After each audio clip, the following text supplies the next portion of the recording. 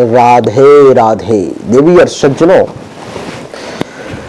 आज का दौर, आज का समय तो इस स्थिति में अब पहुंच गया है कि लड़के लड़की में कोई भेद नहीं है। कहते है सरकार भी कि लड़का लड़की एक समान, सबको शिक्षा सबको मान। आज अपने माता पिता की सेवा करने के लिए न लड़के घर पे बैठे रहते हैं न लड़कियां। लड़कों की चाह पहले लोगों को इसलिए रहती थी कि लड़कियों का विवाह कर दिया जाएगा, वो चली जाएंगी तो हमें कौन देखेगा, लड़का रहेगा, गृहस्थ है, घर पे रहेगा, कामकाज करेगा, हमारी भी मदद करेगा, सेवा करेगा। लेकिन अब वो समय नहीं है, ना मैं अपने घर पे हूं ना आप अपने घर पे हो। हर कोई कमाने के लिए एक जगह को छोड़ करके कहीं दूर चला जाता है। देवी और सज्जनों, लेकिन फिर भी जिन लोगों को लड़के की इच्छा है कि मुझे एक पुत्र की प्राप्ति हो, वो चाह रहे हैं, बार बार कोशिश करते हैं, फिर भी उनको पुत्र की प्राप्ति नहीं होती है। कई बार उन्होंने कोशिश कर ली, लेकिन हर बार उन्हें लड़कियां ही प्राप्त होती है। अथवा एक ही बार कोशिश की, उसे लड़की है, अब वो चाहती है अथवा चाहते हैं कि उसे लड़का हो। तो ऐसे सभी लोगों के लिए एक छोटा सा उपाय लेकर के मैं आया हूं। इस उपाय को अगर आप करोगे तो ये मेरा वादा है आपसे, ये मेरी गारंटी है कि आपको लड़का ही होगा। लेकिन हाँ देवी और सज्जनों, एक चीज और है कि मूल जन्म कुंडली का भी जांच करवाना अनिवार्य है। अगर आप नहीं करवाते हैं और उसमें आपको पुत्र प्राप्ति का योग ही नहीं है, कितना भी कुछ कर ले आपको लड़का हो ही नहीं सकता, तब फिर समस्या है। लेकिन जिसके जन्म कुंडली में अथवा हस्तरेखा में पुत्र प्राप्ति का योग है तो उसको तो होगा। मैं बस टोटका बता रहा हूं, क्योंकि आपके मार्ग में जितनी परेशानी आ रही है उन सभी परेशानियों को ये सॉर्ट आउट कर देगा। सबसे पहला टोटका ये है कि जिस दिन अगर आप पत्नी हैं तो ठीक है, नहीं अगर आप पति इस वीडियो को देख रहे हैं तो ध्यान से सुने। जिस दिन आपकी पत्नी को अथवा जो स्त्री देख रही है उसको पीरियड आता है, रजस्वला की स्थिति उत्पन्न होती है, पहले दिन से लेकर के और 15वें दिन तक आपको संसर्ग नहीं करना है, संभोग नहीं करना है, एक दूसरे के साथ शारीरिक संबंध नहीं बनाना है। इस बात का आपको विशेष ध्यान रखना है। थोड़ा मुश्किल है, थोड़ा कठिन है, लेकिन आपको ये करना पड़ेगा। क्या करना पड़ेगा कि प्रथम दिवस से लेकर के 15वें दिन तक आपको शारीरिक संबंध नहीं बनाना है अपने पति पत्नी के साथ। 16वां दिन शारीरिक संबंध बनाना है, संसर्ग करना है, संभोग करना है। और अगर जन्म कुंडली में किसी प्रकार के पुत्र प्राप्ति में कोई बाधक योग है तो उसकी शांति करवा लेनी है। ये मेरा दावा है आपसे, ये मेरी गारंटी है आपको कि आपको लड़का ही, जब पुत्र की जब आपकी पत्नी गर्भवती हो जाएंगी तो आपको लड़का ही होगा। ये मेरा वादा है आपसे। ये पहला उपाय हुआ। एक और उपाय बताता हूं मैं आपको कि क्या होता है कई बार कि एक के बाद एक लड़की का घर में जन्म होता है, लोग निराश हो जाते हैं कि लड़का होगा नहीं होगा, रिस्क नहीं लेना चाहते।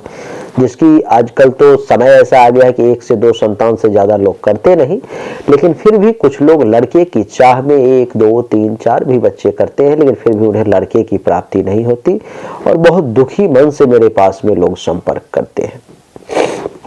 ऐसे सभी लोग इस वीडियो को बड़ी गौर से देखें आप और मेरी बातों को सुने।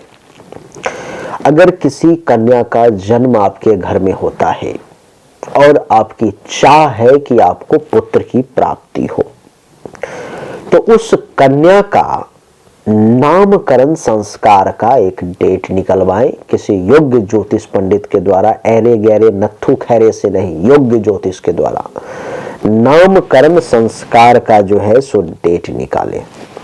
उस दिन बड़े ध्यान से मेरी बातों को सुने। उस दिन जो है नामकरण संस्कार के दिन उस कन्या के चरण को स्पर्श करते हुए पुत्र जन्म की प्रार्थना करें, दोनों माता पिता। उस कन्या के चरण को नामकरण संस्कार का जो मुहूर्त होगा, जो डेट होगा, जो समय होगा, उस समय की बात कर रहा हूं। नामकरण संस्कार हो गया, अब ये प्रक्रिया करनी है। उस कन्या का चरण का स्पर्श करना है दोनों माता पिता को और उससे पुत्र प्राप्ति के लिए प्रार्थना करना है। मन ही मन पूरे मनोभाव से ये समझना है कि ये मेरी बेटी नहीं, ये देवी है, ये माता दुर्गा है, लक्ष्मी है, सरस्वती है, ये देवी का स्वरूप मानना है उसे और उसे जो है सो प्रार्थना करना है। तथा पूरा परिवार उस दिन जलेबी तथा खीर का प्रसाद ग्रहण करे। ये वादा है मेरा कि अगला संतान लड़का ही होगा। 2 उपाय हमने आपको बताए। पहला ये कि जिस दिन महिला को, स्त्री को रसोला आता है, पीरियड आता है, उससे 16वें दिन सीधा संबंध बनाना है। 1 बार 2 बार, आप जितना बार बनाने में सक्षम है आप बनाएं। सीधा 16वें दिन आपको पुत्र प्राप्ति होगा। शर्त यह है कि कुंडली में पुत्र प्राप्ति में अगर बाधक योग है तो उसकी शांति करवा लेनी है। उसकी जांच के लिए नंबर मैंने दे दिया है, नंबर से जांच करवा लेना है। और दूसरा, जिसको बार बार लड़की ही हो रही है, तो लड़की का जैसे ही जन्म हुआ तो कुछ समय बाद उसका नामकरण संस्कार का एक डेट निकलवाएं, पंडित के द्वारा, विद्वान ज्योतिष के द्वारा एक मुहूर्त निकलवाएं, नामकरण संस्कार करवाएं। ठीक है। और उस दिन जब नामकरण संस्कार हो जाए तो माता और पिता दोनों उस बच्ची के चरण को स्पर्श करें, देवी स्वरूप मान करके उससे मन ही मन प्रार्थना करें कि हे देवी, आप आई हैं, अब हमें पुत्र की इच्छा है, आप आशीर्वाद दें कि हमें अगला संतान, अब पुत्र की प्राप्ति हो।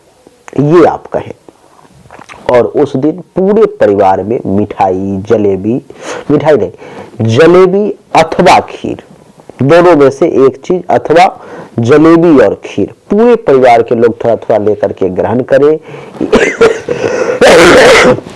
ये मेरा वादा है आपसे कि आपको अगला संतान पुत्र की ही प्राप्ति होगी। फिर शर्त वही है, मेरे वीडियो में, मैं हर वीडियो में आपको बताता हूं कि आपने ये क्या किया, क्यों किया, ये किसी को नहीं बताना है।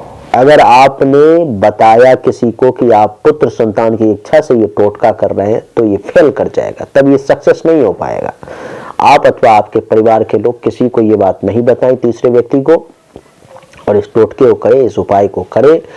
और मैं आपको बता दूं कि अगर आप किसी की मदद करना चाहते हैं तो कैसे मदद करेंगे, तो आपके पास रास्ता ये है कि आप इस वीडियो को 5, 10, 20, 50 लोगों तक फेसबुक, व्हाट्सएप पर में शेयर कर दें, ताकि जिनको भी पुत्र संतान की इच्छा होगी और नहीं हो पा रही है तो उनको आपकी मदद से पुत्र संतान की प्राप्ति होगी।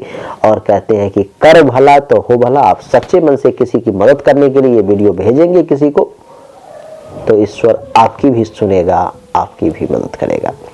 चलिए, आप सभी का एक बार फिर से बहुत बहुत धन्यवाद। अगर आपने वीडियो को अभी भी लाइक नहीं किया है तो लाइक कर दें, चैनल को सब्सक्राइब करके इसके बेल आइकन के बटन को दबा दें।